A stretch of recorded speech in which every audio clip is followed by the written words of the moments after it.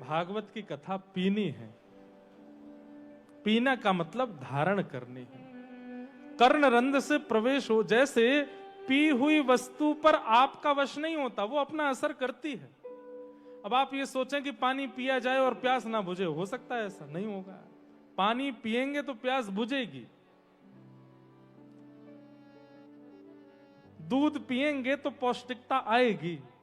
आपके ऊपर उसका कोई वश नहीं है कि भाई दूध भीतर जाए और पौष्टिकता ना लाए।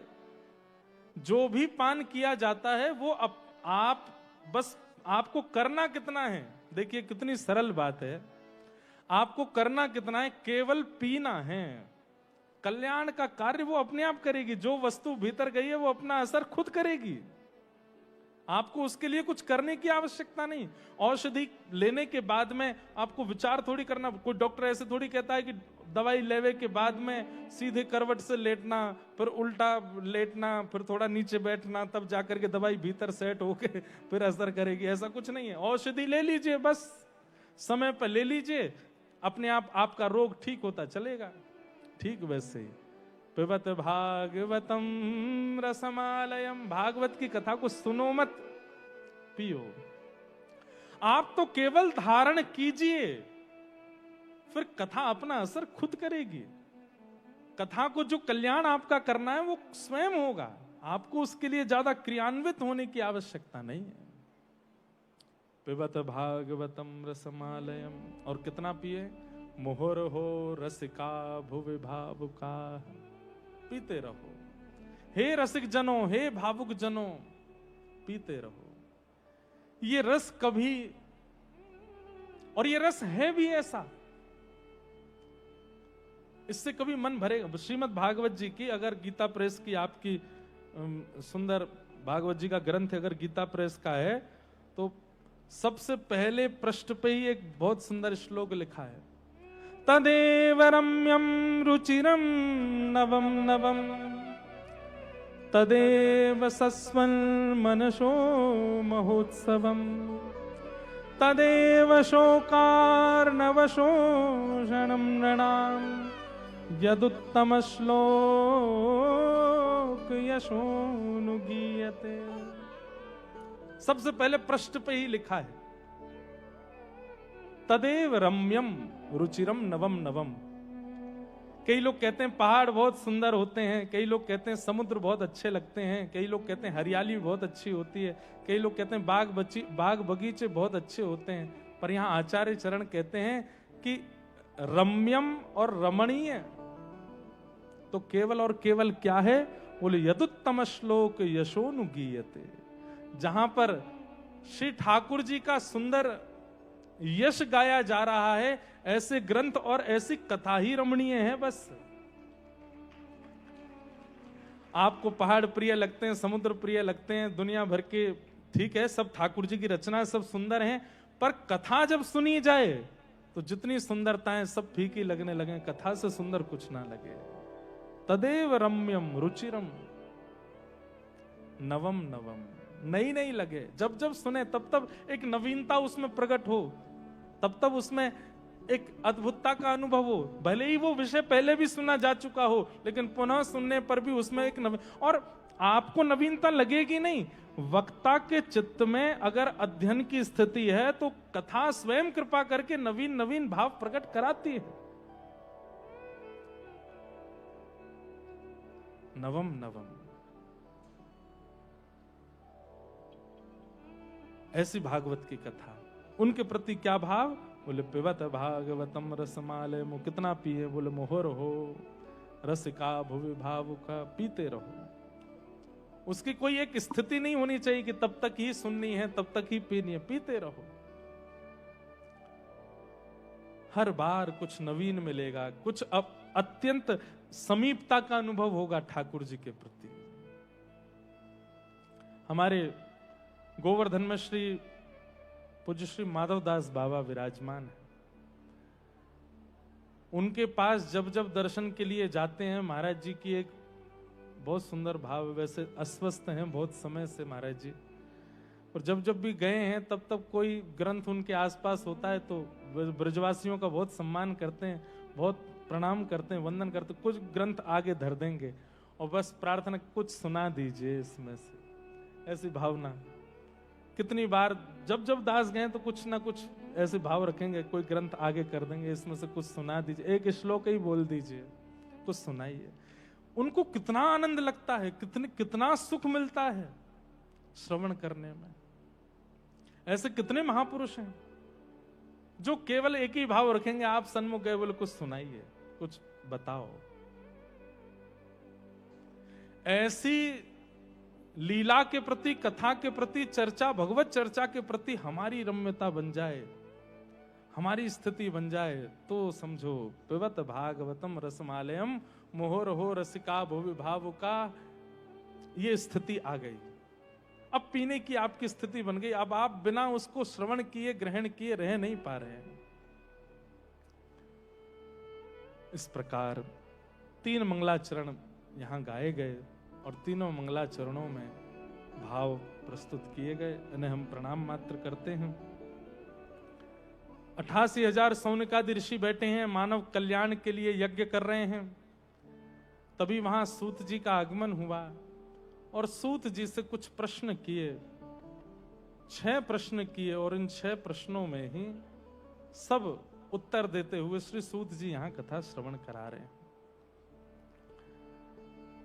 किम श्रेय शास्त्र सारः क स्वावतार प्रयोजनम, किम कर्म के अवतारस्य धर्मः कम शरणम गतः। 6 प्रश्न किए। किम श्रेय, ठाकुर जी के अवतार का श्रेय किसको जाता है? भक्तों के लिए ठाकुर जी आते हैं कि दुष्टों के लिए आते हैं? कृपा करके हमें बताओ। रावण के लिए आए थे कि भक्तों के लिए आए थे? सबरी के लिए आए थे? हनुमान जी के, किसके लिए आते हैं ठाकुर जी? ठाकुर जी के अवतार का श्रेय किसको जाता है? शास्त्र सारः का, इतने शास्त्र हैं, इनका सार क्या है? स्व अवतार प्रयोजनम, भगवान अवतार लेते हैं और अवतार का प्रयोजन क्या होता है? किस कार्य की पूर्ति के लिए ठाकुर जी आते हैं? किम कर्म, ठाकुर जी के कर्म क्या हैं? के अवतारस्य, कितने अवतार हैं ठाकुर जी के? और धर्मः कम शरणम गतः, ठाकुर जी के प्रस्थान के बाद, ठाकुर जी के लीला संवरण के बाद धर्म किसकी शरण में जाता है? 6 प्रश्न किए। हमने कल एक चर्चा की थी कि जिज्ञासा कई बार प्रवचन में या गुरु सन्मुख बैठकर के शिष्य की जिज्ञासा उस प्रवचन को और उस वार्ता को मूर्त रूप देती है।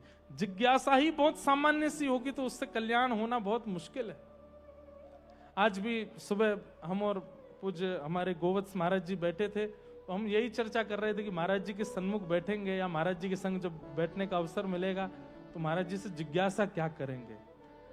ये जिज्ञासा करेंगे तो महाराज जी कुछ ऐसा बताएंगे कि उससे कुछ नवीनता प्राप्त होगी, कुछ भाव की पुष्टि होगी। ये विचार बंधुओं, जिज्ञासा के पात्र में ही ज्ञान टिकता है। ज्ञान कहा गया, ज्ञान सुनाया गया, वार्ता सुनाई गई, लेकिन चित्त में अगर जिज्ञासा का पात्र नहीं है तो वो दिया गया जो भाव है वो टिकेगा नहीं। इसलिए जिज्ञासु होना आवश्यक है, पर हर बात का जिज्ञासु भी नहीं होना चाहिए। छोटी छोटी बात के बीच कई लोग ऐसे होते हैं, वो छोटी छोटी भाव का भी जिज्ञासा प्रकट करते ही रहते हैं। गुरुजनों के सन्मुख इतनी जिज्ञासा नहीं, लेकिन एक जिज्ञासा हो, ऐसी हो जिससे स्वयं को भी मिले, बताने वालों को भी मिले, सुनने वालों को भी मिले। प्रसन्न हो गए सूत जी महाराज और कह रहे हैं, आप लोगों ने जो भाव पूछा इससे ठाकुर जी की लीला चर्चा होगी, इसलिए प्रश्न बड़ा उचित है। पहले अपने गुरुदेव को प्रणाम किया। हम भी श्री शुकाचार्य जी को वंदन कर लें। यम प्रव्रजन्तमनुपेतुमपेत कृत्यम द्वैपायनो विरह कातरया जुहाव पुत्रेति तन्मयतया तरवोऽभिनेदु तं सर्वभूत हृदयं मुनिमानतोऽस्मि। श्री सुखदेव जी को वंदन करते हैं और ये बात निश्चित है, आप कोई भी क्रिया, कोई भी कृत्य करते हैं, बहुत अवकाश नहीं है कि व्यवस्थित देव पूजन हो सके, आदि आदि सब क्रियाएं करके उसमें प्रवेश करें। केवल गुरुदेव का स्मरण करके, उनको प्रणाम करके क्रिया प्रारंभ की जा सकती है। अपने गुरुदेव को स्मरण कर, क्योंकि आप आचार्य स्मरण करते हैं तो आचार्य स्मरण में संपूर्ण परंपरा स्मरण में आती है। गुरु प्रणाम करके ही प्रविष्ट होना चाहिए किसी भी भाव में। सूत जी महाराज प्रणाम करते हैं और कई भाव यहां पर कहते हैं। सवै पुंसाम परो धर्मो यतो भक्तिर अदोक्षजे अहैतुक्य प्रतिहता ययात्मा संप्रसीदति। बहुत सुंदर बात है, बहुत ध्यान से सुनिएगा। सवै पुंसाम परो धर्मो, जिस परम धर्म की हम लोग चर्चा कर रहे थे थोड़ी देर पहले, यहां पर सूत जी उत्तर देते हुए कहते हैं सभी प्राणी मात्र का परम धर्म क्या है? सवै पुंसाम परो धर्मो यतो भक्तिर अदोक्षजे। अदोक्षज भगवान की भक्ति। और कैसी भक्ति? बोले अहेतुक्य प्रतिहता, अहेतु की भक्ति। एक प्रकार से कह दें तो प्रेम लक्षणा भक्ति, प्रेम जन्या भक्ति ठाकुर जी के प्रति। जैसी भक्ति सब भक्तों की हम श्रवण करते हैं भक्तमाल जी में, उनकी भक्ति में कोई इच्छा नहीं है, कोई कामना नहीं है, कोई अभिलाषा नहीं है, केवल प्रेम है।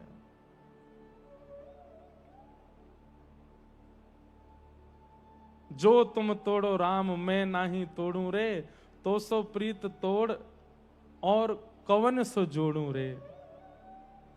ऐसी भावना प्रकट करते हैं श्री रैदास जी महाराज। प्रेम लक्षणा भक्ति, प्रेम जन्या भक्ति, जहां ठाकुर जी के प्रति प्रेम की भावना है। अब ठाकुर जी के सन्मुख जाकर के सब अपनी तो बता देते हैं कि नाथ हम ऐसे हैं, हम ऐसे हैं, हम ऐसे हैं, पर प्रेम जन्य व्यक्ति होगा वो ठाकुर जी के सामने जाके ठाकुर जी से ही पूछेगा, ठाकुर जी आप कैसे हैं, आप आनंद में हैं कि नहीं, सब कुशलता आपकी कैसी है, यहाँ पुजारी जी आपकी सेवा करते हैं कि नहीं, आपको जाड़ो तो नहीं लग रहा, आपको ज्यादा गर्मी तो नहीं लग रही, आज सवेरे कहाँ पायो। जनाबाई के प्रसंग में आता है, श्री जनाबाई एकादशी के दिन नामदेव जी महाराज कीर्तन करते और जनाबाई बड़ी प्रसन्न होती। क्यों?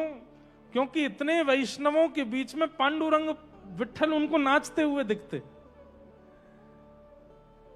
लेकिन एक दिन जनाबाई नामदेव जी से बोली, आज कीर्तन ज्यादा तीव्रता से मत कीजिएगा, ज्यादा जोर से कीर्तन मत करना आज। बोले क्यों? बोले आज एकादशी है, सुबह से पंडरीनाथ दर्शन दे रहे हैं भक्तों को, थक गए होंगे, आप जोर से कीर्तन करेंगे तो वो नाचेंगे और वो नृत्य करेंगे तो पहले से ही थके आए हैं और थक जाएंगे।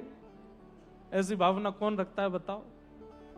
ये प्रेम जन्य भक्ति है, इसी कोई अहेतु की भक्ति कहते हैं। लेकिन सब लोग सोचते छोटी जना है, इसकी बात में क्या है। सब जोर जोर से कीर्तन करने लगे, जय जय राम कृष्ण हरि। कीर्तन हुआ तो सब नाचने लगे और उस उत्ताल कीर्तन में ठाकुर जी भी आए, खूब जोर से नाचे और जनाबाई रोवे, अरे पांडुरंगा, अरे विट्ठल, इतनी जोर से मत नाचो, आप थक गए हैं, आपके चरणों में पीड़ा हो रही होगी। कीर्तन विश्राम हो गया, सब चले गए, पर जनाबाई अभी भी रो रही हैं कोने में बैठ के। बोले क्यों? आज पांडुरंगा को बहुत पीड़ा हो गई, आज बहुत थक गए ठाकुर जी।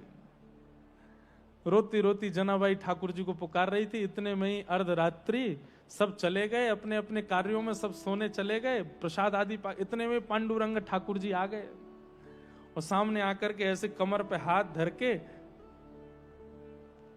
सुंदर ते ध्यान उभे विटेवरी, सुंदर ते ध्यान उभे विटेवरी, सुंदर। है तो मराठी का अभंग, पर इतना सुंदर भाव है, श्री तुकाराम जी का भाव है। और हमें तो ज्यादा, महाराज जी बहुत बढ़िया गाते हैं ठाकुर जी के सुंदर भाव। पूज्य हमारे महाराज जी भी गाते हैं, कभी कभी महाराज जी के मुख से भी महाराष्ट्र के भक्तों के अभंग सुनने को मिलते हैं, कितना आनंद होता है। हम भी श्री अग्रदास जी महाराज के चरणों में निवेदन कर दें। सुंदर ते ध्यान उभे विटेवरी, सुंदर ते ध्यान उभे विटेवरी। कह रहे हैं जिनका ध्यान इतना सुंदर है, जिनका स्मरण इतना सुंदर है, बोले कैसे? बोले वीट यानी कि ईंट के ऊपर खड़े हैं। कैसे खड़े हैं? दोनों हाथ कमर पर धारण करके खड़े हैं ठाकुर जी। और कर कटावरी थे बुनिया, सुंदर ते ध्यान उभे विटेवरी, सुंदर ते। इतनी कठिन नहीं है, समझ में आ जाएगा। ठाकुर जी कैसे खड़े हैं? बोले ईंट के ऊपर खड़े हैं, दोनों हाथ कमर पर रख के खड़े। अब दोनों हाथ कमर पर रख के खड़े, इसके बड़े सुंदर सुंदर भाव हैं। एक भाव तो ये कहते हैं कि जैसे बालक कभी डर जाता है तो वो अपनी मैया के पीछे छिप जाता है, सामने उसकी बहन या फिर पिताजी या घर का कोई और सदस्य उसको डांटने के लिए आ रहा है तो अपनी मैया के पीछे जाके छुप जाता, तो मैया ऐसे खड़ी हो जाती, क्या कह रहा है तू? किसको डांट रहा है? बोले तुम्हारा लाला जो तुम्हारे पीछे छुपा हो। बोले चुपचाप वापस लौट जा।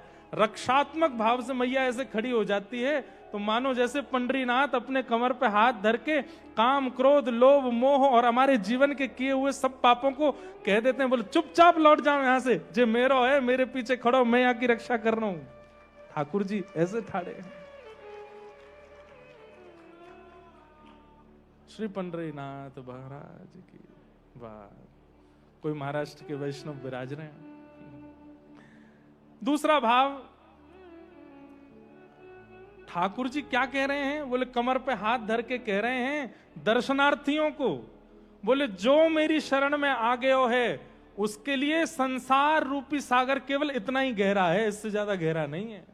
बाकी सब तो इस संसार रूपी सागर में डूब रहे हैं और डूबते ही जाएंगे, लेकिन जो एक बार मेरी शरण में आ गया उसके लिए ठाकुर जी कमर पे हाथ धर के मानो संकेत कर रहे हैं। जैसे नदी में उतरने वाला, कई लोगों को जल में तैरना नहीं आता तो वो पहले किसी और को भेजते, आप देख लो कितना गहरा है, तो भीतर जाके व्यक्ति बोलता इतना ही है बस, इससे ज्यादा नहीं है।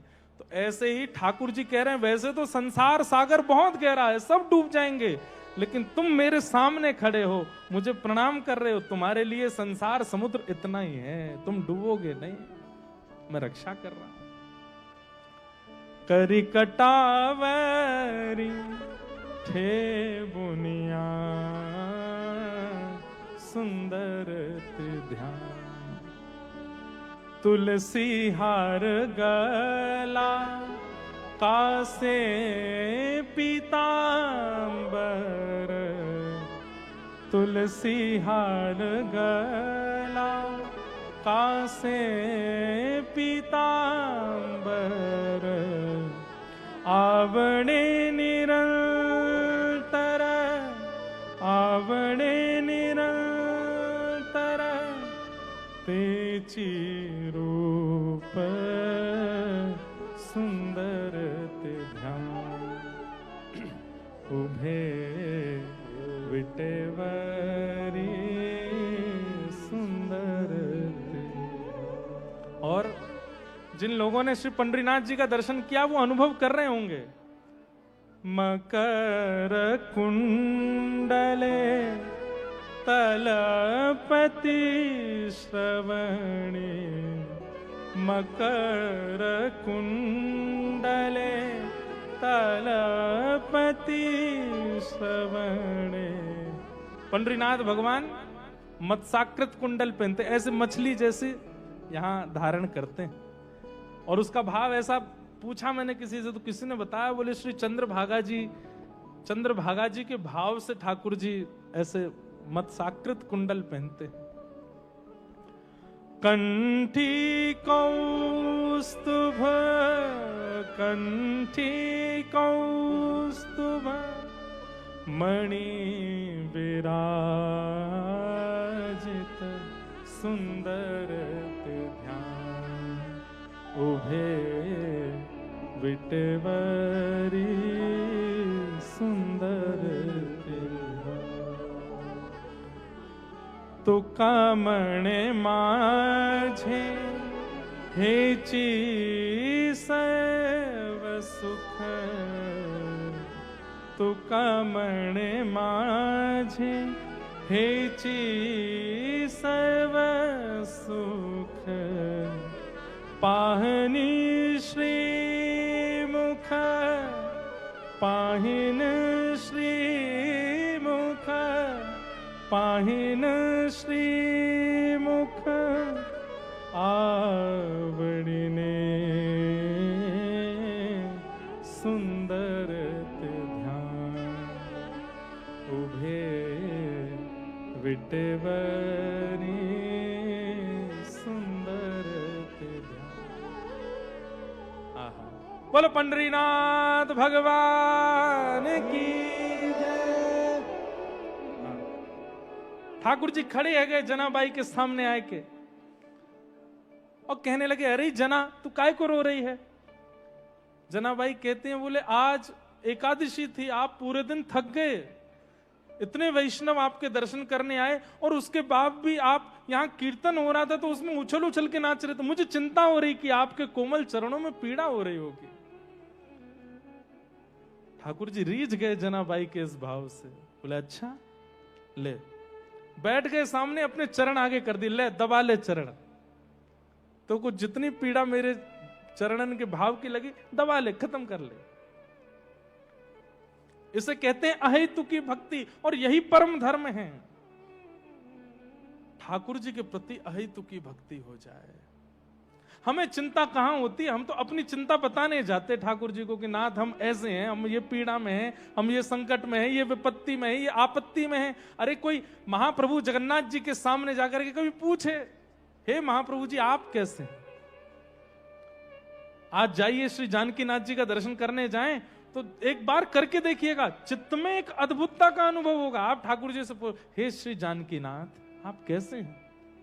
वो उनकी हाल पूछना कोई वो तो नहीं है, जरूरी तो नहीं है, पर फिर भी एक बात आपको कह दें, संसार में सबसे ज्यादा सुखद होता है वो व्यक्ति जो हाल पूछ लेता हो, आप कैसे हो। भले ही वो व्यक्ति सुखी दिख रहा है, उसके पास कोई दिक्कत नहीं है, सब कुछ मंगल है, लेकिन फिर भी एक प्रेम का स्वरूप होता है। जनाबाई चरण दबा रही है ठाकुर जी के, क्या पूछ रही है? आपने भोजन किया? अब हम नहीं पूछेंगे क्योंकि हमको पता है अष्टयाम भोग लगता है ठाकुर जी का, लेकिन जनाबाई फिर भी पूछ रही है। अरे बालक हॉस्टल में पढ़ता है, कॉलेज में पढ़ता है, पता है कि माँ ने टिफिन भेजा है, फिर भी पूछती है ना भोजन किया? क्यों? प्रेम है। जनाबाई पूछ रही है आपने भोजन किया? ठाकुर जी बोले हाँ किया। क्या पाया? बोले पूरन पोली पाई। अच्छा पूरन पोली पाई? बोले हाँ। कल क्या पाया था आपने? बोले कल भी पूरन पोली पाई थी। परसों क्या पाया? बोले परसों भी पूरन पोली पाई थी। रोज पूरन पोली पाते हो, आपका मन नहीं भरता? ठाकुर जी बोले अब क्या ये पुजारी लोग यही खिलाते हैं हमको और कुछ नहीं देते। जनाबाई बोली मैं कुछ नया बना के पवाऊं? ठाकुर जी बोले बनाओ। छोटी सी जना ठाकुर जी के लिए प्रसाद बना रही है, पवा रही है। इसी भक्ति को चित्त में धारण करना और ऐसी भक्ति चित्त में उद्दीपन होना, ये प्रेम लक्षणा भक्ति, यही परम धर्म है। क्षमा कीजिए, खूब प्रवचन सुने, सत्संग सुने, कथाएं सुनी और ऐसा प्रेम ठाकुर जी के लिए कभी प्रकट नहीं हुआ। क्या सुना आपने? और ये भावना हमारे चित्त में प्रकट क्यों नहीं होती है? क्योंकि हम केवल और केवल ईश्वर तत्व ही रखते हैं चित्त में कि वो ईश्वर हैं। अपनत्व की भावना आवे तो विचारों में और भी भाव आएंगे। प्रेम होता है तो विचार अपने आप प्रकट होते हैं। सवै पुंसाम परो धर्मो यतो भक्तिर अदोक्षजे। अदोक्षज भगवान की प्रेम लक्षणा भक्ति चित्त में प्रकट होना, यही प्राणी मात्र का परम धर्म है। धर्मस्वनिष्ठितः पुंसाम विश्वक्सेन कथा सूय नोत्पादे दधिरतिम श्रम एव हि केवलम। बहुत सुंदर बात है ये, समझ लीजिए एक बार। और फिर विषय हम प्रेम से महाराज जी की आज्ञा से खूब आनंद से कथा सुना रहे हैं, जैसे जैसे भाव बनते जा रहे हैं प्रस्तुत कर रहे हैं। और सही बताएं तो आज महाराज जी ने एक बढ़िया सुंदर दर्पण लगा दिया है, तो श्री जानकी नाथ जी लग रहे हैं कि मानो जैसे तिरछी कटाक्ष से यही देखते देखते कथा श्रवण कर रहे हैं। ये दर्पण लगा है सामने, और इसमें जो जानकी नाथ जी आपको दिख रहे हैं वो हमको भी दिख रहे हैं। और अभी अभी चंवर डोराई जा रही है यहाँ से, तो बीच बीच में वो चंवर बीच में आती है, तो ऐसा लगता है कि चंवर सेवा कोई श्री हमारी या तो चंद्रकला जी या चारुशिला सखी प्रकट है करके श्री जानकी नाथ जी की चंवर कर रही है, बीच बीच में वो हमें ऐसा प्रकट है। और ये चंद्रकला जी कौन है? यही तो श्री हमारे अग्रदास जी महाराज हैं। अग्र अली, मुख्य अली, प्रथम अली। भाव तो बहुत प्रकट होते हैं, पर हैं तो हम बालक ही, संकोच होते हैं कई भाव बोलने कहने में, लेकिन ठीक है, यहाँ हम अपने वाणी और अपने विचार और अपने भावनाओं को शुद्ध करने के लिए आए हैं, उसी भाव से सेवा कर रहे हैं। धर्म स्वनिष्ठितः पुंसाम विश्वक्सेन कथा सुयः नोत्पादये दधिरतिम श्रम एव हि केवलम। सीधा अर्थ समझ लीजिए कि जीवन में किए गए समस्त साधन ठाकुर जी ने स्वीकार कर लिए हैं, इसका प्रमाण क्या है? आप जितने भी साधन करते हैं, एकादशी व्रत करते हैं, नित्य नाम जप करते हैं, नित्य अपने अपने अन्य अन्य साधनों की आप पूर्ति करते हैं, सब साधन ठाकुर जी ने स्वीकार कर लिए और उनसे ठाकुर जी प्रसन्न हैं। इसका प्रमाण क्या है? तब कहते हैं ठाकुर जी की कथा में रति। अगर कथा में रति नहीं हो रही है, कथा में स्थिति नहीं बन रही, कथा में आनंद नहीं आ रहा है, तो इसका मतलब है सब साधन आपने साधन मात्र किए हैं, ठाकुर जी ने स्वीकार नहीं किया। बहुत बड़ी बात है बंधुओं, सत्संग में रुचि बनना, ठाकुर जी के सुंदर भावों में रुचि बनना, कथा में रुचि बनना, इस बात का प्रमाण है कि ठाकुर जी आपसे बड़े राजी हैं, ठाकुर जी बड़े प्रसन्न हैं। और एक और बात होती है, कैसी प्रसन्नता, कथा के प्रति कैसी रति, समय की पूर्णता पर इतनी व्याकुलता हो जाए कि हो गया समय पूर्ण, अब कल होगी कथा, अब हमको रात भर का वियोग सहना पड़ेगा, अब पूरी रात हम कथा नहीं सुन पाएंगे, अब कल ही कथा होगी। ऐसा वियोग चित्त में व्याप्त होने लगे कथा के प्रति। और ये व्याकुलता हुई है किसको? श्री परीक्षित जी महाराज को। जब दसम स्कंद में श्री शुकाचार्य जी महाराज नवम स्कंद के विश्राम में 2 श्लोकों में संपूर्ण कृष्ण कथा सुना देते हैं और शांत हो जाते हैं, कथा को विश्राम कर देते हैं। मथुरा में ये लीला, वृंदावन में ये लीला, द्वारिका की लीला, सब 1-2 श्लोकों में सुना करके जैसे ही सुखदेव जी शांत होते हैं, तब दसम स्कंद के प्रथम में ही श्री परीक्षित जी महाराज कहते हैं, कथितो वंश विस्तारो भवता सोम सूर्यो। हे नाथ, मुझे विस्तार से सुनाओ। तो फिर उसके बाद चर्चा में आता है कि शुकाचार्य जी कहते हैं कि राजन, तुम 4 दिन से बैठे हो, कुछ खाया पिया नहीं, एक आसन पर बैठे हो, न चले जाओ, कुछ खा पी लो, थोड़ा विश्राम कर लो, फिर कथा सुना देंगे। परीक्षित जी महाराज कहते हैं, भगवान, ऐसी मधुर कथा श्रवण के बाद, आपके मुख से निर्झरित इस भावों को सुनने के बाद भी यदि संसारी व्यंजनों की भूख यदि मुझको लगी है, तो मैंने कथा सुनी ही नहीं। पिबंतम त्वम मुखाम्भोज च्युतम हरि कथामृतम। आपके मुख से ये निर्झरित हो रही ठाकुर जी की मंगल लीला, भागवतों की मंगल लीला सुनने के बाद भी यदि रोटी सब्जी की भूख है, तो फिर मैंने सुना क्या? वास्तव में तो मेरी निद्रा भी कथा से पूर्ण हो रही है। निद्रा की जो इच्छा शरीर को होती है वो भी कथा से पूर्ण हो रही है। मेरी भूख की क्षुधा भी कथा से पूर्ण हो रही है। मेरी प्यास भी क्षुधा से कथा से पूर्ण हो रही है। अब मुझे संसारी किसी विषय की आवश्यकता नहीं है। ऐसी व्याकुलता कथा के प्रति होना, सत्संग के प्रति होना, भगवत चर्चा के प्रति होना, इस बात का प्रमाण है कि आपके साधन ठाकुर जी ने स्वीकार किए। और क्षमा कीजिएगा, यदि सत्संग में, कथा में समय काटना है, बस पूरी हो जाए तो जल्दी निकलें, प्रसाद मिलेगा, कथा के बाद भोजन करके जाएं, ऐसी भावना चित्त में यदि आ रही है, नोत्पादये दधिरतिम श्रम एव ही केवलम, तो कहीं ना कहीं साधन भी केवल एक श्रम है। ठाकुर जी उससे प्रसन्न नहीं है। कथा में रुचि बनना बहुत, कई लोगों को ऐसा होता है, उनसे कहो कथा सुनने चले, वो कथा में इतना हमारा मन नहीं लगता, नींद आती है हमको। लेकिन उनसे कहो कि वृंदावन दर्शन करने चलो, हाँ दर्शन कराने ले चलो, मतलब नेत्र भक्त बन गए, कान भक्त नहीं बने हैं। कई लोगों के नेत्र भी भक्त नहीं बने हैं, उनसे कहो दर्शन कर लो, वो दर्शन वर्शन नहीं, तुम तो बस प्रसाद लिया ना मंदिर का। जीव भक्त बन गई है, नेत्र भक्त नहीं बने। भैया श्री डोंगरे जी महाराज अपनी भागवत टीका में एक बात कह रहे थे, पढ़ने में आई कि जो इंद्रिय हमारे शरीर की ठाकुर जी की सेवा से वंचित हो गई, समझ जाओ कि वही इंद्रिय पाप के मार्ग पर ले जाएगी। इसलिए शरीर की किसी भी इंद्रिय को ठाकुर जी से वंचित मत होने दो। सब इंद्रियों को ठाकुर जी का आस्वादन करा। या दोहने बहनने मथनो पलेप, गोपियों का ये बार बार भाव याद आता है कि गोपियां अपने सर्वांगीण इंद्रियों से श्री कृष्ण को चाहती हैं, देखना भी चाहती हैं, सुनना भी चाहती हैं, अधरामृत पान भी चाहती हैं, स्पर्श भी चाहती हैं, सब स्थिति में है, कोई एक भाव नहीं है उनका।